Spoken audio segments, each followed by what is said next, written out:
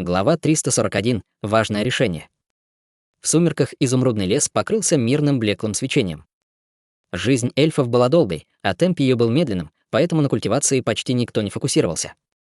Всем нравилось выращивать цветы или заниматься музыкой. Искусством мимо комнаты принцессы прошел старый эльф, держащий в руках две книги, и спросил у двух стражников поблизости. Маленькая принцесса Вивиан еще не появлялась. В это время она очень оживленная. Мы видели ее несколько минут назад, она вернулась в свой дом на дереве. У нее забрали игрушки, она наверняка сильно сердится, но после 2 дней обиды ей станет легче. Не беспокойте ее пока, иначе потерпите неудачу. Старый эльф посмотрел на дом на дереве, покачал головой и, развернувшись, ушел.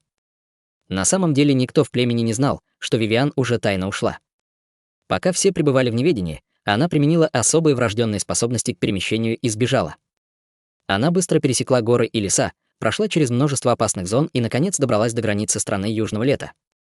Впереди человеческая страна, небо уже потемнело, и Вивиан смотрела вперед с горной вершины, стоя на цыпочках.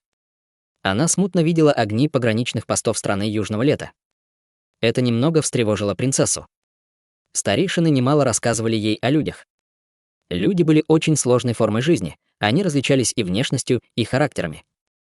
Существовали и красивые женщины, как Мэннин из фильма, так и уродливые мужчины, как мастер Алой Луны. Существовали храбрые и бескорыстные люди вроде Чутеня, как и обманчивые беспринципные люди. Хотя хорошие люди встречались, многих из них эльфы считали жадными обманщиками, у них было плохое мнение о людях. Это заставило эльфийскую расу прекратить дипломатические отношения с людьми. Принцесса Вивиан привыкла это слышать, поэтому она нервничала и боялась людей. Говорили, что злые и смелые люди-жулики нападают на эльфийские племена и похищают красивых молодых девушек, чтобы продать их человеческой знати, которая хочет удовлетворить тягу. Даже думать об этом было страшно. Если бы не тот факт, что тут был Чутянь, Вивиан не пожелала бы даже контактировать с людьми. Откуда принцессе было знать, что страна Южного Лета была всего лишь слабым малым королевством? Даже если бы 3 сильнейших правителя Южного Лета работали вместе, они не смогли бы победить ее. Кто из людей этого континента мог ее поймать, учитывая ее врожденный талант к перемещениям, принцесса опасалась идти дальше. Она посмотрела на валун, покрытый мхом, и достала магнитное звуковое устройство. Осторожно поправив его, она пробормотала: «Я не знаю, смогу ли получить сигнал здесь». «Неважно, я попытаюсь». Устройство шуршало статическим электричеством и помехами.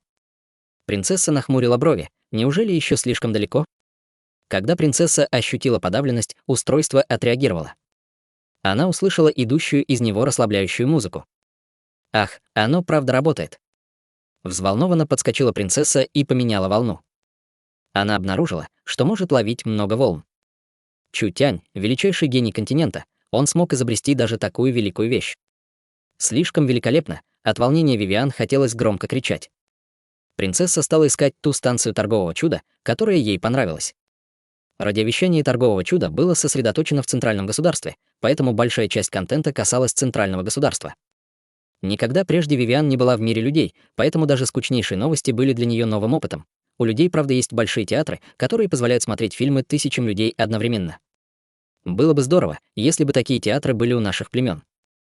Они не забрали бы мой проигрыватель. Вау! Какая мощь! Какая мощь! Чутянь придумал нечто, что называется коммуникационным устройством. Люди могут разговаривать, даже если их разделяют десятки тысяч миль. Принцесса поклоняется действительно достойному человеку. Если бы оно было у эльфийских племен, совет эльфов легко вел бы обсуждение. Сидя на темной горе, пребывая в восторге, маленькая принцесса Вивиан напоминала любознательного исследователя. Новости человеческого мира были для принцессы, которая никогда не покидала лес, новым миром. Они полностью изменили мировоззрение принцессы Вивиан. Никогда прежде она не видела такого мира, как сегодня небо постепенно озарялось светом. Ей пришлось быстро возвращаться назад. Принцесса Вивиан осторожно убрала магнитное звуковое устройство и спрыгнула со скалы, мгновенно исчезнув в воздухе. Став после опыта этой ночи совсем другой, Вивиан уже не могла остановиться. Каждую ночь она тяжело старалась, чтобы добраться до границы страны Южного Лета и послушать ее новости. У эльфов было много свобод, но контакты с другими расами и внешним миром, особенно с людьми, были запрещены. Если Вивиан обнаружат, последствия будут нешуточными, это оскорбляло величайшие законы эльфов, это могло дойти даже до совета эльфов, но Вивиан это не очень-то заботило, она не могла устоять перед соблазном этого загадочного мира. Однажды вечером, когда принцесса Вивиан слушала радио, она вдруг услышала передачу о Чутяне, основателе торгового чуда. Там было много заявлений Альянса Небес, который состоял из поклонников Чутеня, и, естественно, это привлекло внимание принцессы. Опыт Чутеня был легендарным. Принцесса узнала, что Чутянь был внебрачным сыном семьи Чу, родители которых принудили к жестокой смерти, а его превратили в раба. Он случайно встретил Мэн Ин и, наконец, совершил все эти великие дела. Реальная жизнь всегда более легендарна, чем вымысел. Принцесса внимательно слушала, особенно про то, как Чутянь со всеми справлялся, что приводило принцессу в еще большее восхищение. Принцессу можно было считать самой непокорной среди всех лесных эльфов, поэтому бесстрашная личность Чутеня пришлась принцессе по вкусу, не говоря уже обо всех талантах, которые у него были. Могущественный, сильный, неудивительно, что он смог изобрести фильмы и магнитные звуковые устройства. Спустя несколько дней принцесса стала лучше понимать Чутеня и торговое чудо. Она узнала про всех членов торгового чуда высокого ранга и их достижения. Она познала глубинное очарование торгового чуда. Это счастливое и нервное время всегда проходило очень быстро, готовилось вставать солнце. Принцесса неохотно отложила устройство и собралась вернуться в племя, чтобы прийти снова завтра. В этот миг внимание принцессы привлекла реклама от торгового чуда. Недовольны своей обычной работой? Чувствуете, что в вашей жизни нет волнения? Чувствуете, что проводите дни бесполезно? Секта Чу набирает новых работников. Пока вы квалифицированы, вам найдется место в торговом чуде, какого бы статуса вы ни были, сколько бы у вас не было богатств и власти, сколько бы вам не было лет, где бы вы ни родились. Давайте вместе станем свидетелями великого чуда и создадим чудесную династию. Сердце Вивиан быстро забилось. Жизнь эльфов была долгой, они жили по 500-600 лет. Великие культиваторы доживали даже до 1000 лет. За долгую жизнь эльфы накапливали много знаний. Вивиан не понимала, почему раса, не имеющая себе равных в разведке, так прячется. Если их знания смогут принести пользу миру, как и знания Чутеня, не будет ли это лучшим выбором? Если они смогут оставить след на континенте, создав то, чем будут восхищаться люди, их жизнь не будет напрасной. Вивиан мягко вздохнула. К сожалению, сдерживали эльфов очень строго. Старейшины не позволяли им участвовать в войнах и конфликтах, но Вивиан не хотела следовать старым правилам. Если бы старейшины могли читать ее мысли, возможно, ее бы на 10 лет посадили под домашний арест. Вивиан убрала устройство и с печальным видом вернулась в племя. Она впервые задала вопросы железным правилам, которые блюли эльфы. На следующий день, когда Вивиан вновь услышала трансляцию, все радиоволны заговорили о военном положении на севере. Говорили, что на север вторглись духовные звери, которые даже захватили имперский город, столицу страны. Эти жестокие духовные звери. В них было слишком много ненависти. В лесу хаоса было много форм жизни, в том числе и духовные звери. Духовные звери не были кем-то хорошим, скорее, они были бандитами. Она не ожидала, что они начнут тиранить еще и страну Южного Лета. Маленькая принцесса забеспокоилась. Неужели Чутянь из страны Южного Лета в опасности? Следующие несколько дней маленькая принцесса слушала передачи, связанные с войной. Вечернее вещание торгового чуда началось с большого количества повторных запросов на покупку. Президент торгового чуда, Чутянь, серьезно пострадал на фронте от рук духовного зверя-эксперта. Он нуждается в траве второго бессмертного класса, которая может восстанавливать врожденную жизнеспособность. Что? Чутеня тяжело ранили, Вивиан вмиг разволновалась. Что же ей делать? Она вернулась в свою комнату и всю ночь об этом думала. Несомненно, Чутянь был в сложном положении и нуждался в помощи. Принцесса Вивиан могла помочь ему. Определенно, если она принесет лекарство, он будет ей благодарен, а принцесса Вивиан получит шанс встретиться с Чутянем. Но если бы она так поступила, это было бы очень-очень опасно. Вот только теперь все это ее не заботило. Маленькая принцесса Вивиан была крайне несерьезным эльфом. Как только она принимала решение, она немедленно срывалась с места.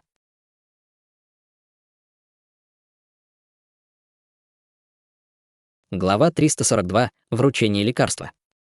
Травы второго бессмертного класса были драгоценными, и в племени было всего несколько подобных, но все они были в руках эльфийских старейшин, которые считали их сокровищами. У Вивиан не было навыка красноречия или обмана, поэтому она могла лишь украсть траву. За этим лекарством нужно было ухаживать каждый день, каждый год на него тратили большие объемы ресурсов. Для старейшин они были бесполезными, потому что какой старейшина не достиг как минимум царства истинного духа? Это была пустая трата дара небес, его нужно было применить с пользой, но какого старейшину ей обокрасть, связываться с эльфийскими старейшинами было опасно. Третий старейшина Ауберсен относился к ней лучше всех и держал у себя во дворе стебель бессмертной травы, поэтому на этот раз не повезет ему. Посреди ночи Вивиан выскользнула из комнаты и направилась к травяному саду старейшины Ауберсена. Защита сада была очень строгой. Первым слоем был иллюзорный массив, который не давал увидеть сад. За ним следовал еще один барьер, куда не мог прорваться даже эксперт царства истинной души. Потом шли защитные сигналы тревоги и механические куклы, которые патрулировали сад. Каждое растение даже было отмечено особой печатью. Возможность украсть что-то при такой защите была близка к нулю. Даже если кто-то попытается это сделать, об этом сразу узнают. А потом узнает и Ауберсон. Однако для маленькой принцессы Вивиан это было несложно. Она обладала врожденной пространственной энергией, поэтому для принцессы защиты не существовало. Пространство треснуло, как кусок ткани. Принцесса вошла прямо в сад Ауберсена. Весь сад был полон сокровищ.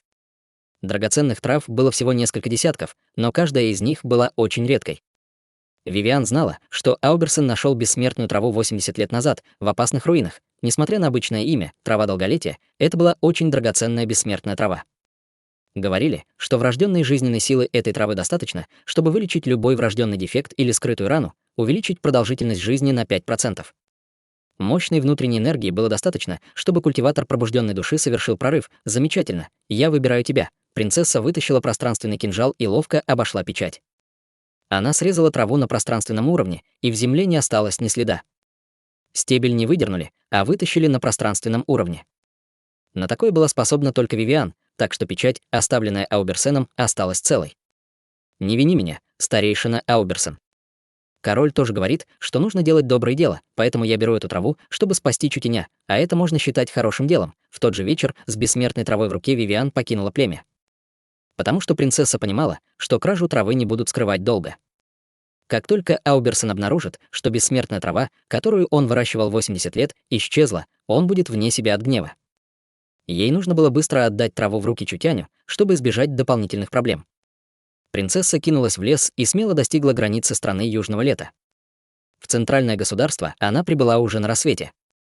Хотя у принцессы была врожденная пространственная энергия, она все равно выбилась из сил.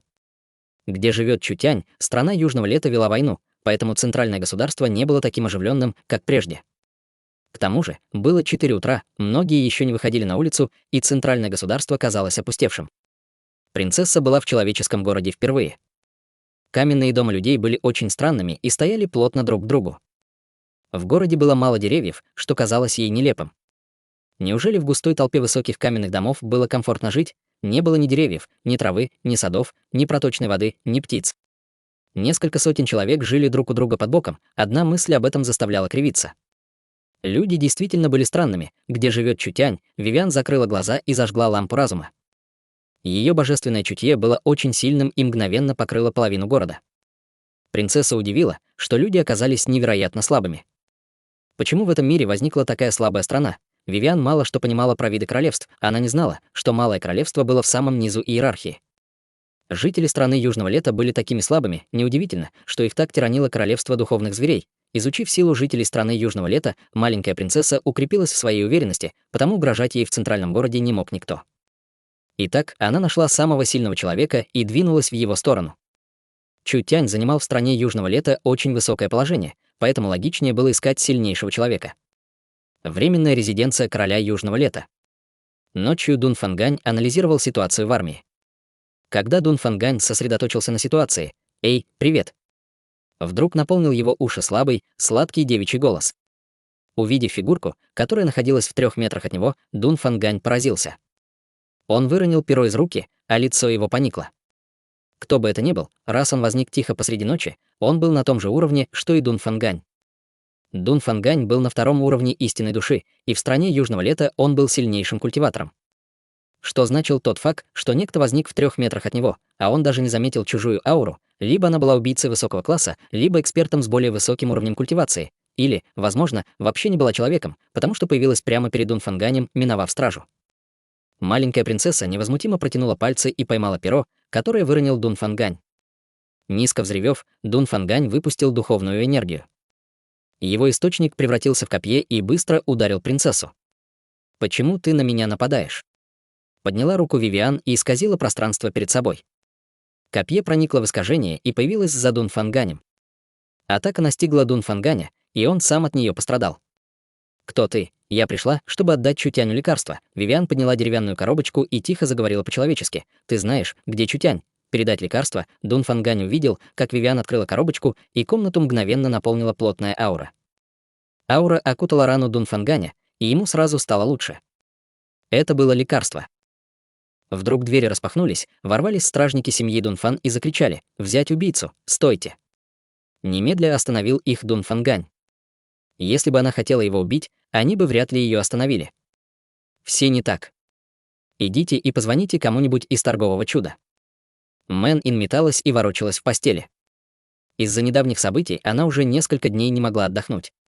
Чутянь снова заболел, и Мэн Ин очень боялась, что долго он не продержится. Говорили, что армия гончих войны грабила торговцев. Было ясно, что они хотели, чтобы корабли направлялись на юг. Как они остановят агрессию гончих войны, если не будет Чутяня? В эту ночь Мэн Ин пришло сообщение, где говорилось, что некто из другой расы прибыл в центральное государство и доставил лекарство. Сначала Мэн Ин ущипнула себя, чтобы убедиться, что она не спит, а потом радостно вскочила. Она тут же оделась и кинулась к дворцу Дунфанганя. Она увидела, что ее старшая сестра прибыла первой. Лицо Мэн Цин наполнилось волнением, тело задрожало. В руках у нее был простой деревянный ящичек.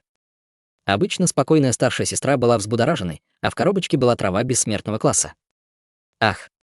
Разве ты не принцесса Мэн Ин? Мэн Ин заметила девушку, которая была на 2 года моложе нее. У нее были темно-зеленые волосы с цветочным венком на макушке. Одежда ее была соткана из зеленых листьев эльфийских деревьев и открывала хрустально-белые ноги, которые выглядели очень красивыми. Уши ее были длинными и острыми. Она держала чашку чая и сидела на стуле, оглядывая окружающих людей глазами, полными любопытства. Когда девушка в странной одежде другой расы заметила Мэн Ин, ее глаза сразу загорелись.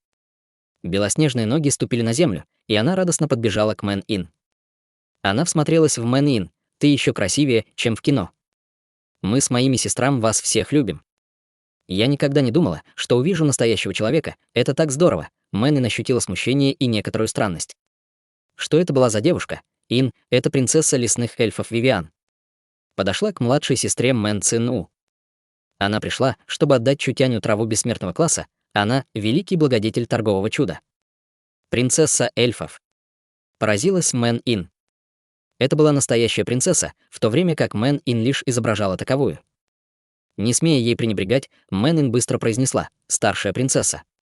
«Ох, нет. Мне лучше называть тебя принцессой-бабушкой». «Меня зовут Мэн Ин, спасибо, что спасла Чутяня». Принцесса сморщила личико и с негодованием произнесла: «Что еще за бабушка?» «Разве я похожа на бабушку?» Маленькая принцесса немного обиделась, и сердце Дунфанганя пропустило удар. Эльфийка казалась безобидной, но ее культивация была неизмеримо глубокой. Если он случайно ее разозлят, последствия будут невообразимыми. Быстро почесав в затылке, Мэн Ин извинилась: «Прости, прости. Продолжительность жизни эльфов отличается от жизни человека, и я не знаю, как тебя называть. Эльфы жили в разы дольше, чем люди». Маленькой принцессе на вид было около 14 лет, но фактически ей было под 70. Мэн Ин недавно исполнилось 16, и стоило ли называть ее бабушкой? Кажется, и люди, и эльфы не любили говорить про возраст. Неважно, неважно. Принцессе было все равно, поэтому нетерпеливо сказала: «Почему Чутянь еще не здесь? Я хочу его увидеть. Чутянь страдает от ран, поэтому он отдыхает в постели. Мэн Цину тоже не могла больше ждать. Мы сию же минуту отнесем ему лекарство».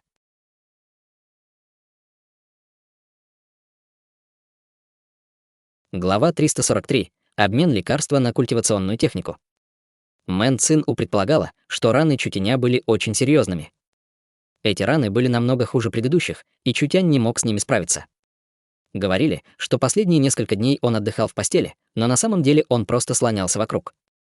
Исследования в секте Юнь продвигались достаточно быстро, и необходимости в личном наблюдении Чутяня не было, ученые сами могли обо всем позаботиться. Что касается Мэн Цин и торгового чуда, которые искали по всему миру траву бессмертного класса для Чутяня, то Чутяню было все равно. Откуда в такой маленькой стране, как страна Южного Лета, могла взяться бессмертная трава? Бессмертные травы не были какой-то там капустой, бессмертные травы второго класса были куда более редкими, нежели просто бессмертные травы, потому что их создавала сама природа, в них содержалось больше природной эссенции. Многие бессмертные травы были выше второго класса, так что найти бессмертные травы низших классов было тяжело. Даже если бы бессмертная трава второго класса нашлась, что торговое чудо предложило бы взамен, все ресурсы торгового чуда находились в стране Южного Лета, у них не было предметов высшего класса или редких вещей, а деньги их представляли собой золотые монеты Южного Лета, которые в других странах ничего не стоили. Хотя у них было немного духовных камней, на это вовсе нельзя было купить бессмертную траву. Как бы это ни выглядело, это была пустая трата времени. Кто бы мог подумать, что когда Чутянь укрепится в разочаровании, бессмертную траву принесет эльфийская принцесса.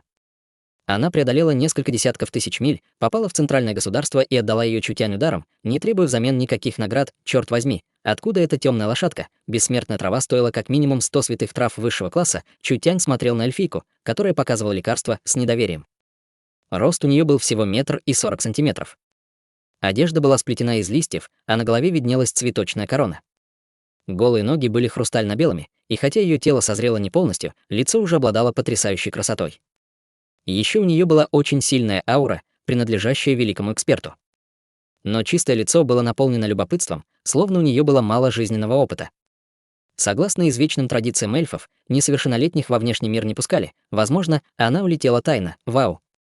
Когда маленькая принцесса увидела Чутяня, от волнения ее белоснежные щеки покраснели. Глаза ее засверкали, она стала нервничать и осторожничать. Никогда не думала, что смогу тебя увидеть. Меня зовут Вивиан, и хотя я не человек, я пользуюсь тем, что ты придумал, и восхищаюсь тобой. Когда я услышала, что ты ранен, я принесла лично тебе целебную траву из своего племени. Подойди скорее, посмотри, подойдет ли она тебе. Так вот почему принцесса доставила лекарство. Все не знали, смеяться им или плакать. Они подумать не могли, что влияние торгового чуда распространится и на эльфов. Более того, они не ожидали, что среди эльфов появится поклонница, которая будет принцессой, трава долголетия. Удивился Чутянь, заглянув в коробку с травой. В будущем Чутянь никогда не видел траву долголетия, описанную в древней книге, которую он читал раньше. Это было особое лекарство, которое увеличивало продолжительность жизни. Мэнин нервно спросила. Она бесполезная. В траве долголетия содержится жизненная эссенция, даже простой человек с ее помощью может продлить себе жизнь. Она легко исправляет проблемы с врожденной жизненной силой. Лекарство было особенным, и Чутянь мог исцелить свои раны, даже съев его сырым. Однако Чутянь не хотел тратить его зря. К тому же, он заметил кое-что странное. Вот только на траве остались следы печати. Если я не ошибаюсь, ты взяла ее у своего племени тайно, так ведь? Чутянь не испытывал недостатка в базовых знаниях. Замкнутые эльфы не могли пролететь десятки тысяч миль, чтобы отдать человеку лекарство. Маленькая эльфийка сделала это по своей инициативе. Она не выглядела взрослой, но ей было 70 лет. Судя по виду травы, последние 80 лет ее не сдвигали с места. Чутяню даже не пришлось долго думать. Должно быть, трава была собственностью эльфийского племени или хотя бы эльфа высшего уровня.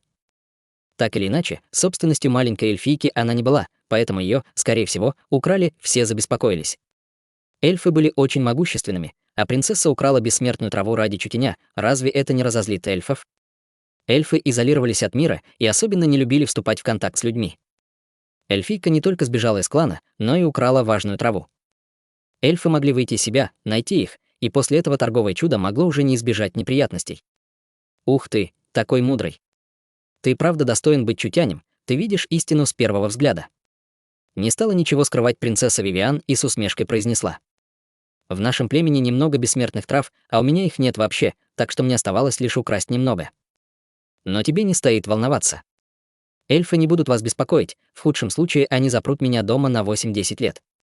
Для эльфов это недолгий срок. Маленькая принцесса даже не думала, что поступила как-то не так, бессмертные травы не особо влияли на эльфийских старейшин, в лучшем случае это была драгоценность Ауберсена, о которой он каждый день заботился. Применить ее на практике было бы куда лучше. Запрут на 10 лет? Поразились сестры Мэн. Наказание было слишком серьезным. Принцесса Вивиан помогла торговому чуду и была готова принять такое наказание, это пробудило во всех жалость. «Домашний арест ничего для меня не значит», сразу добавила принцесса Вивиан, потому что мое племя не может держать меня взаперти.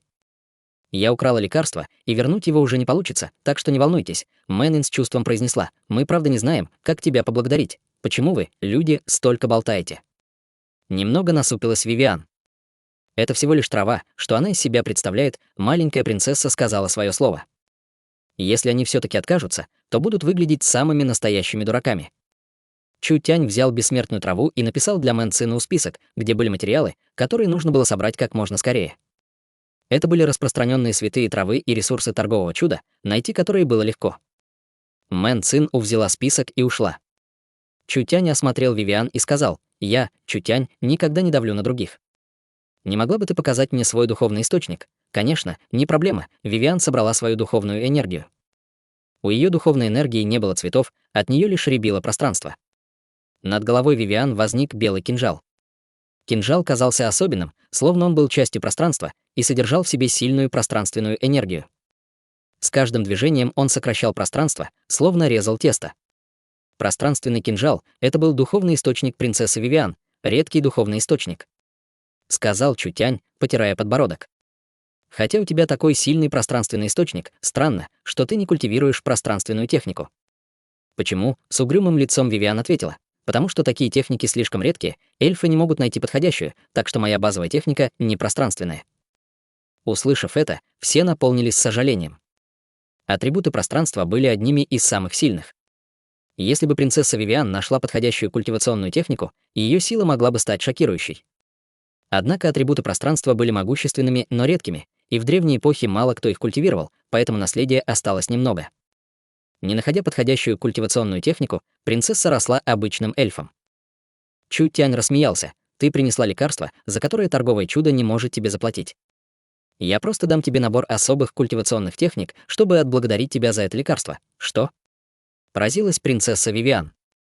«Неужели у Чутяня была культивационная пространственная техника? Моя культивационная техника называется избегание пространства. Это техника, основанная на перемещении. Твой духовный источник, пространственный кинжал, для этой техники подходит.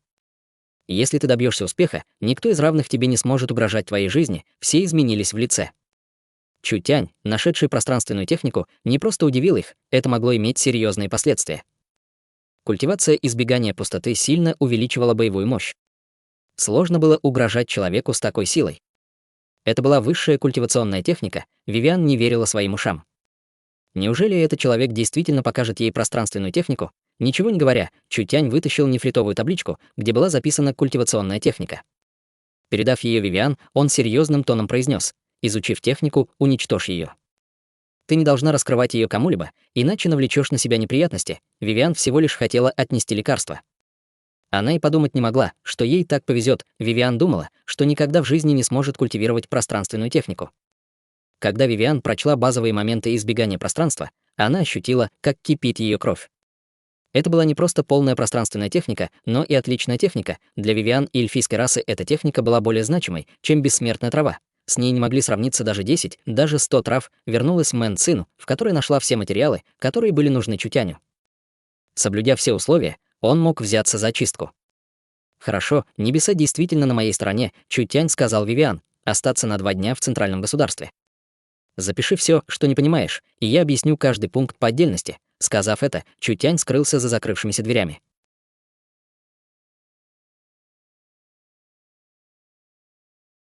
Глава 344. Новый мир. Ценность травы долголетия была не в статусе бессмертной травы, а скорее в особом свойстве, которое увеличивало продолжительность жизни. Материалы континента имели строгое ранжирование. Например, материалы 1 класса предназначались для культивации тела. На культиватора пробужденной души они оказывали слабый эффект, как и на культиватора истинной души. Так что обычная бессмертная трава 2 класса была драгоценной, но не для эльфийских старейшин. Однако особенность травы долголетия заключалась в том, что она могла увеличить врожденную жизнеспособность. Но эльфийским старейшинам это было не нужно, потому что увеличивало их жизнь всего на несколько лет. Кража Вивиан наверняка вызвала немалый переполох, но Чутянь не планировал возвращать траву. С нынешними способностями он мог лишь мечтать о бессмертной траве. Зачем упускать ее, раз она сама к нему пришла? Сначала он проглотит жирное мясо, оказавшееся возле рта, а потом подумает о будущем, но бессмертная трава — это было уже слишком. Чутянь применил треть и создал таблетку, которой было полшага до статуса бессмертной таблетки. И трава долголетия, и вспомогательные материалы были святого класса, а травы обладали жизненной энергией, которая могла залечивать раны. Так что таблетка заживляла раны, и для лечения Чутяня ее было более чем достаточно. Наконец-то я могу выйти из ослабленного состояния. Когда Чутянь принял таблетку, ее духовная энергия зашевелилась и превратилась в энергетическую эссенцию. Эссенция наполнила его внутренние органы, проникла в его мышцы и кости. Мощная жизненная сила наполнила его тело, быстро исцелив все поврежденные меридианы.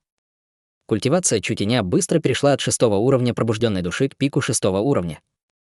Хотя таблетку делали с целью лечения, все-таки она была создана из бессмертных и святых трав. Невозможно было предсказать влияние духовной энергии на культиватора царства пробужденной души. Чутянь не только достиг пика 6-го уровня пробужденной души, он ощутил, что поглотил всего 5-ю часть энергии таблетки. Если он потратит остальную энергию, он сможет достичь 7-го уровня. Хорошо, просто прекрасно. Он и подумать не мог, что треть бессмертной травы произведет такой эффект. Чутянь не только вылечил раны, но и заметно поднял уровень культивации. Остаток травы можно было смешать со святыми травами и создать таблетки, которые позволят и другим значительно улучшить культивацию. Маленькая принцесса Вивиан дала им лишь один росток, но разом увеличила силу торгового чуда. Пока Чутянь находился за закрытыми дверями, Мэнин показывала принцессе Вивиан торговое чудо. Посетив лаборатории секты Юнь, Вивиан поразилась и испытала нечто невероятное. У Чутяня была возможность изменить мир. Она, Вивиан, спасла жизнь этого могущественного человека, разве это не было большой заслугой? Не говоря уже о том, что она даже получила от Чутяня пространственную культивационную технику. Для нее это было выгодой, потому что с такой техникой не могла сравниться никакая бессмертная трава. К тому же, Вивиан пожала еще один урожай. Она заполучила хорошего друга. Мэн Цину передала младшей сестре заботу о принцессе Вивиан. Несколько дней Мэн и Вивиан не расставались, они вместе ели и говорили только друг с другом. Обнаружив, что с фальшивой принцессой Мэн и у нее много общего, принцесса Вивиан была потрясена. Хотя разница в возрасте была большой, и расы их были разными, никаких барьеров между ними не оказалось. Мэн обладала чистым сердцем и была очень сострадательной, чем не отличалась от других эльфов. Еще Мэн не была такой жесткой, как эльфы, поэтому очень понравилась принцессе Вивиан. Они знали друг друга всего несколько дней, а уже решили снять совместный фильм. Они даже дали друг другу обет сестринства. Мэн Цин пристально за ними следила. Когда она увидела, что ее младшая сестра поладила с принцессой, сердце ее наполнилось счастьем. По природе своей эльфы были чистыми и сострадательными, однако у них были очень сильные чувства, и они всегда защищались от сложных и непостоянных людей. Лишь такой чистый человек, как Ин, мог хорошо поладить с эльфами. Это было то, что Мэн Цин сделать не могла. Мэн Цину не знала про уровень культивации маленькой принцессы, но с ней не мог сравниться даже Дун Фангань, который был на 2-м уровне истинной души, что значило одно: принцесса была минимум на 3-м уровне пробужденной души или даже выше. Она могла стать сильнейшей даже в воюющем королевстве. Не говоря уже о том, что маленькая принцесса была дочерью эльфийского короля, благородный статус которого почитали. Если бы они могли наладить хорошие отношения с эльфами, им не пришлось бы бояться воюющего королевства Погребенного Орла, которое стояло за королевством гончих войны. Сегодня Мэн пригласила принцессу на обед в чудесный Гранд-отель. Мэн Цину узнала, что спустя несколько дней принцесса Вивиан отпустила охрану, поэтому лично отправилась в ресторан, чтобы посмотреть на них. Она увидела, что обе заказали полный стол блюд, они болтали и пили вино. Чисто-белые ноги принцессы танцевали под большим столом. Когда Мэн увидела старшую сестру, она поразилась. «Старшая сестра, как у тебя вдруг нашлось свободное время?» «Садись же, мне повезло пройти мимо и услышать, что здесь вы, поэтому я зашла к вам». Мэн Цину была тут, чтобы проследить за принцессой, но она не могла обнажать свои намерения. «Уважаемая принцесса Вивиан, ты довольна жизнью в центральном государстве?» Покрасневшая Вивиан подняла взгляд. «Мне тут нравится», — Мэн Цин с улыбкой произнесла. «Раз тебе тут нравится, почему бы тебе не остаться жить в центральном государстве?» Скорчившись, как резиновый шар, принцесса Вивиан с унылым лицом сказала: «Я не могу этого сделать. Эльфы не допускают частных взаимодействий с людьми. Я ушла из дома больше 2 дней назад, старейшины уже об этом знают. Они должны обыскать весь лес, и если они не найдут меня, то придут сюда. Я не могу втягивать вас в неприятности». Мэн сильно разозлилась. Какие эти эльфы старомодные. Даже не все люди такие. Принцесса Вивиан столько дней живет в центральном государстве, а мы даже не знаем, откуда ты пришла. Ты можешь рассказать нам о своем родном городе? Вот что интересовало Мэн Цин больше всего. Она знала, что Вивиан прибыла с юга, но информации о юге не хватало. Они знали лишь о том, что в лесах живут варвары, дварфы и множество других рас. «Верно», — хлопнула по столу Мэн Ин. «Когда ты расскажешь нам, я попрошу Чутяня создать узел связи. Даже находясь у себя в племени, ты сможешь получать сигнал из центрального государства и общаться с нами». Это заметно тронуло Вивиан. Если торговое чудо сможет построить в изумрудном лесу узел связи, разве это не обогатит жизни эльфов? Это наполнит племя, изолировавшееся 1000 лет назад, жизнью. К тому же, Вивиан подумала о Чутяне и Ин, с которыми могла бы говорить. Это возможно. Для торгового чуда это плевое дело. Вивиан относилась к сестрам Мэн без толики бдительности. Когда она услышала их слова, то ее сердце наполнилось волнением и благодарностью.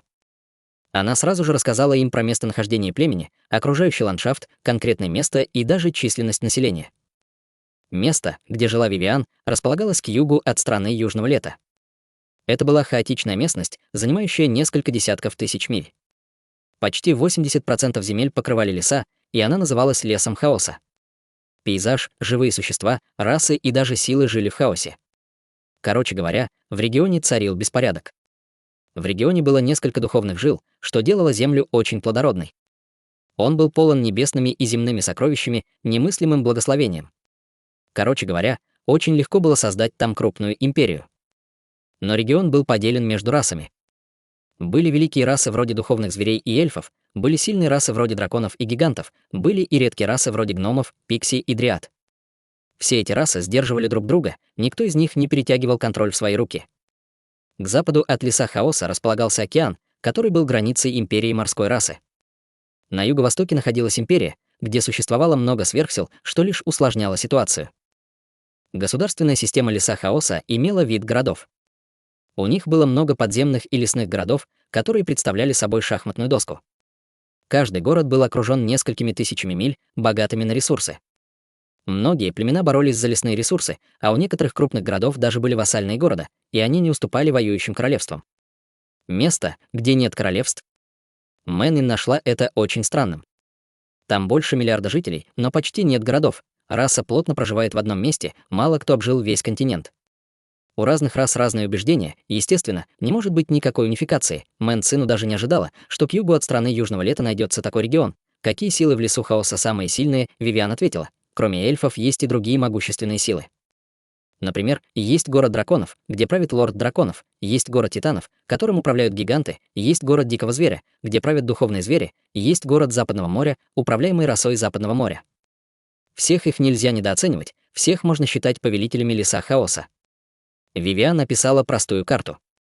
В последнее время Мэн Цин была весьма задумчивой. Путь на север торговому чуду перекрыли, и как они должны были наращивать силу. А теперь ей открылся совершенно новый мир. Это было интригующее и богатое на ресурсы место. Это неизученное дикое место могло стать для торгового чуда новым направлением. Как торговцу, Мэн Цин было предельно ясно, какие места обладают деловым потенциалом. Это было место, лишённое порядка, хаотичное место, где было куда больше возможностей для роста.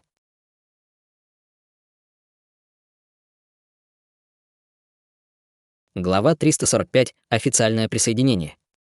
После того, как сильная волна духовной энергии была выпущена во все стороны, Чутянь наконец-то закончил со своей тренировкой за закрытыми дверями. Данный период его тренировки не только его полностью вылечил, но к тому же позволил Чутяню прорваться в 7-й уровень пробуждения души. Как говорится, он убил 2 зайцев одним выстрелом, весь комитет чудотворной торговли был полностью обновлен, и их печаль сняло как рукой. Ну и как оказалось, бессмертная травка, которую выдала ему крошка-принцесса Вивьен, была действительно проста в использовании. Ну и когда эта крошка-принцесса увидела, что с Чутянем не было никаких серьезных проблем, она сразу же начала подготавливаться к ее возврату назад, а именно в лес хаоса. В конце концов, данная крошка-принцесса отсутствовала уже более нескольких дней, и эти эльфийские старейшины, должно быть, уже просто сходили с ума из-за их беспокойства и невозможности обнаружить данную маленькую принцессу. Ну и если они смогут проследить за ее перемещениями прямо до этого места, то беды неизбежно найдут себе путь сюда, чтобы навредить Чутяню и этому маленькому королевству Южного Лета. Вивьен уже приняла решение, что она сперва отправится назад, но и самое худшее, что с ней из-за этого произойдет, это то, что ее запрут где-нибудь на пару или 3 дней. Ну и когда этот колтун наконец-то будет расчесан, она сможет вернуться в очередной раз в страну Южного Лета и наконец-то вновь сможет поиграть с Чутянем Ин. А что по этому поводу вообще может сказать Чутянь? Ну и несмотря на тот факт, что выдача ему лекарства крошкой принцессы Вивьен было по факту большой для него услугой. Чутянь уже отплатил ей за эту услугу драгоценной техникой культивации, которая была связана с пространством, так что данная услуга была уже полностью оплачена. Ну и если эта крошка-эльф захочет вернуться назад в это королевство, то тогда ей должно быть позволено вернуться назад и никак иначе. Крошка-принцесса Вивьен поникла своей головой с явно выраженной депрессией на лице. «Я ухожу, а вам всем теперь нужно самим о себе позаботиться. Ну и, если у вас будет такая возможность, то не забудьте посетить меня в лесу хаоса. Принцесса, не будьте такой встревоженной. У нас есть множество дисков, и комитет чудотворной торговли уже приготовил особые продукты лично для вас, и уже пошла их для вас подготавливать. Ну а теперь как насчет того, чтобы присесть на дорожку и сперва чуть-чуть подождать?» Мэн Цин тихонечко притворно кашлянула, пока проговаривала данную фразу, и в этот момент она также посмотрела в сторону Чутяня. Чутянь знал, что у данной молодой миссис есть некоторые слова, которые бы она хотела сказать ему лично, так что он сперва вышел из главного зала вместе с Мэн Цин Ву. «Сперва просто взгляни на это». Мэн Цин Ву вынула карту, которая была начерчена этой крошкой принцессой Вивьен. Она сначала изложила ситуацию, в которой находился лес хаоса, перед тем, как просто объяснить ее идею. Мы сейчас столкнулись в прямом противостоянии не с королевством боевых гончих, а на самом деле мы будем противостоять вместо них королевству воюющего орлиного захоронения, которое и стояло за данными товарищами. Ну и по факту победить королевство боевых гончих было совсем нетрудно, но вот с королевством воюющего орлиного захоронения справиться будет уже ой как непросто. Комитет чудотворной торговли не сможет расширить свои территории, и свое влияние на этой выжженной пустоши и север был заблокирован королевством воюющего орлиного захоронения, так что теперь мы можем отправиться только на юг. Общая сила леса хаоса была никак не меньше, чем у империи. Ну и эти высшие леса, горы и подземные города, а точнее никто из них, не слабее, чем королевство воюющего орлиного захоронения. Ну и только расы, которые полностью изолируют себя со всех сторон, будут создавать хаотические ситуации. Так что силы в подобных местах никогда не будут распределены равномерно, и даже если учесть тот факт, что данные земли были заполнены свирепыми зверьми, это все же оставалось хорошим местом, чтобы рыбачить там в мутной воде. Чутянь потер свой подбородок. Так значит, ты хочешь, весь лес хаоса является плодородными землями. Комитет чудотворной торговли сможет получить там огромное количество выгоды, но в текущий момент мы до сих пор не знаем, как и прорваться в подобном направлении. Чутянь был вполне умным человеком, поэтому он, естественно, понял, куда клонила Мэн Цин Ву своими подобными мыслями. Земли на юге были по-настоящему плодородными землями в понимании Комитета чудотворной торговли и группы людей Чутяня, но в них было так сложно войти, а еще сложнее там обосноваться. Сила, стоящая за этим лесом хаоса, была по-настоящему сильна. Ну и если не упоминать лорда-дракона, короля эльфов и титанов, то даже сил среднего пошива данного леса будет более чем достаточно, чтобы полностью их уничтожить. Ну и как безопасно войти в этот лес, было сейчас самым главным вопросом и наибольшим их приоритетом. Ну и лучшим способом было заключить альянс с одной из уже существующих там сил. Ну и разве эта крошка-принцесса, сидящая сейчас внутри, не была готова вступить в контакт с одной из уже существующих там сил? Мысли Мэн Цин Ву не были неправильными, но и Чутянь также бы рассматривал подобные идеи. Однако же Мэн Цин Ву не смогла продумать такой неясный для нее фактор, а именно каким методом она сможет воспользоваться, чтобы начать работать с одной из существующих там сил, ведь в конце концов эльфы были нереально изолированной расой, с просто немыслимой силой в своих руках. Если они поспешно попытаются установить с ними контакт, то они не только не смогут достичь своей изначальной цели, но они, возможно, даже принесут полное разрушение своей собственной расе на их собственные дурные головы. Понял, оставь этот вопрос мне. У Мэн Цин Ву даже не было достаточно времени, чтобы хоть что-нибудь еще спросить у Чутяня, перед тем, как он сразу же отправился в главный зал. Мэн Ин и Нангун Юнь словесно попрощались с этой крошкой-принцессой.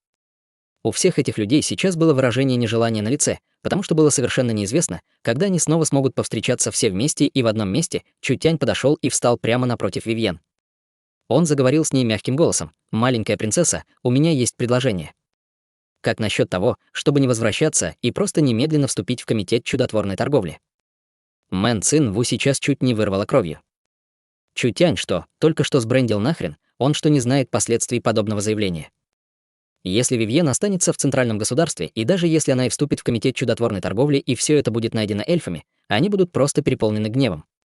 Они точно будут уверены в том, что Чутянь обманул принцессу, и это будет странным, если они из-за этого не уничтожат комитет чудотворной торговли. Вивьен еще даже и не успела ничего сказать, перед тем, как Мэн и Нангун Юнь от всего сердца начали поддерживать подобное предложение. «Я поддерживаю, я всецело поддерживаю».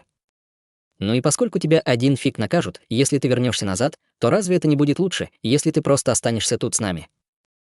Но сердце Вивьен было сильно тронуто. Дней, в которые она играла с ее новыми товарищами, было недостаточно, чтобы полностью удовлетворить ее внутренние потребности, и на этот раз, после возвращения, ее запрут в какой-нибудь комнате на очень долгое время. Если бы у нее по-настоящему был бы выбор, то, естественно, она надеялась на то, что она смогла бы остаться. Однако же Вивьен не была глупой девочкой. Если она только лишь покинет свой клан на какое-то время, то она испытает на себе за это лишь небольшое наказание, но если она решит остаться вместе с этими людьми, то ее ситуация будет уже совершенно иной. Разве подобными действиями она не вовлечет Чутяня и остальных в ее проблемы? Чутянь сказал Вивьен: «Я сейчас задам тебе один единственный вопрос. Тебе нравится в нашем комитете чудотворной торговли, и желаешь ли ты того, чтобы эльфы стали партнерами нашего комитета чудотворной торговли?» Конечно же, желаю. Это была бы великолепная сделка. Ну и когда Вивьен это произнесла, в ее словах не было даже и намека на ложь. После небольшого тура вокруг центрального государства за последние пару дней она уже имела глубокие познания насчет потенциала комитета чудотворной торговли. В этой маленькой и слабой стране комитет чудотворной торговли потратил всего 6 месяцев, чтобы достичь текущего состояния. Ну и если в один прекрасный день комитет чудотворной торговли сможет войти в лес хаоса, тело Вивьен затрясло. Чутянь поник лицом и произнес в скорбном тоне: «Я слышал, что в лесу хаоса существует более сотни рас, которые все пытаются друг друга убить. Там нет ни порядка, ни законов, ну и плюс к тому же, там повсюду находятся только лишь бандиты, убийцы и торговцы рабами. Там должна возникнуть определенная сила, которая выступит против всего этого беззакония и которая успокоит этот хаотический лес. Комитет чудотворной торговли готов сделать этот шаг и взять на себя бразды этой нужной лесу силы. Вот только эльфы готовы нам помочь или же нет?» «Да». Вивьен нетерпеливо вскочила со стула. «Мы все, всем сердцем желаем изменить эту ситуацию в лесу». «Тогда больше немедли и секунды, вступай к нам». Чутянь похлопал Вивьен по плечу. «Ну а что до эльфов, так тебе не нужно о них беспокоиться, ведь я обо всем позабочусь.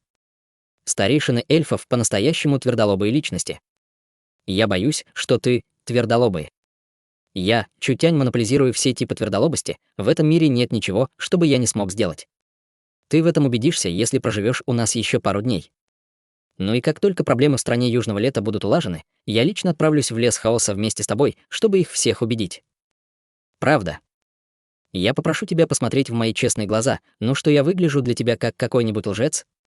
Мэнин подытожила по сказанному. «Ты, возможно, пока еще и не понимаешь этого парнишку очень хорошо, но если он осмелился что-то сказать, то он никогда не сплошает в достижении этого, так что ты можешь просто отдохнуть и расслабиться». Вивьен колебалась в течение нескольких минут перед тем, как решиться. «Хорошо, я останусь тут еще на пару дней». «Отлично». Мэн-Ин прокричала с радостью. Улыбка также заполонила все лицо Вивьен. Она просто влюбилась в это место, которое было наполнено всякими креативными штуками. Цветы эльфийского леса, картины, резьба и скульптуры жизненного пути были для нее слишком скучны. Мэн Цинву просто не знала, почему Чутянь все это сделал, но они оба уже пришли к одному общему негласному пониманию. Если Чутянь принял решение, то Мэн Цинву не будет его оспаривать. Принцесса Вивьен должна присоединиться к компании, и когда это произойдет, мы должны приготовить для нее официальную должность. Для такого существа высокого ранга, как Вивьен, мы не можем предоставить любую случайную должность. Какую должностью юная мисс думает, что мы должны ей предоставить? Все их существующие департаменты в данный момент не требуют себе глав. Так какую должность Вивьен должна занять? Мэн Цинву о чем-то внезапно подумала. Но поскольку комитет чудотворной торговли готовится к хождению в лес хаоса, то мы тогда должны учредить должность менеджера по внешнему развитию, который будет иметь такой же уровень власти, как и главы остальных департаментов. Что вы насчет этого думаете? Чутянь кивнул. «Хорошо, давайте это сделаем». «Ну разве это не прекрасно?» Мэн-Ин произнесла с улыбкой. «Приветствуем принцессу в нашем комитете чудотворной торговли». Вивьен несколько раз глупо похихикала. Это можно было рассматривать как вступление. Ну и несмотря на то, что она многого не понимала, она все же думала, что вступление в комитет чудотворной торговли было для нее очень интересной возможностью. Тогда что мне нужно делать дальше? Но пока не спешить, оставим все как есть. Тебе не нужно в данный момент ничего делать. Ну и в следующие пару дней я тебя кое-чему обучу. Если Чутянь реально хочет убедить этих старых эльфов, то ему нужно вынуть перед их надменными лицами что-то, что заставит их всех просто потерять дар речи. Тебе просто нужно натренировать пустотный побег до достойного уровня. Проблема с маленькой принцессой теперь была улажена. Поэтому теперь у Чутяня не было времени, чтобы его тратить впустую. Он использовал оставшиеся 2/3 бессмертной травы, чтобы переработать ее и очистить в более 10 пилюль. Ну и несмотря на то, что данные пилюли были сделаны из остатков бессмертной травы, они все же были ни капельку не хуже, чем священные пилюли высшей градации, да что уж там, они даже превосходили их по качеству. Чутянь разделил эти пилюли между людей, которые сейчас находились рядом с ним. Эти пилюли не имели никакого применения для Чутяня, но они были великолепными подарками для остальных людей, ведь подобные пилюли можно было только лишь встретить, но их можно было даже и не надеяться получить. Молодая мисс, Ин, Фэн Цайди, Юнь Я и другие все использовали данные пилюли, чтобы прорваться в 6-й уровень пробуждения души, а Нангун Юнь даже достигла пика в 6-м уровне пробуждения души. Чэнь Бинву не прорвалась, но ее культивация все же увеличилась благодаря использованию этой пилюли. Ну а что шокировало Чутяня больше всего, так это то, что после того, как Дун Фан Хажань принял данную пилюлю внутрь, его культивация увеличилась с 9-го уровня пробуждения души до пика 9-го уровня пробуждения души. Его сила теперь была на одинаковом уровне с маркизом Южного Лета, он и вправду был просто переполнен талантом.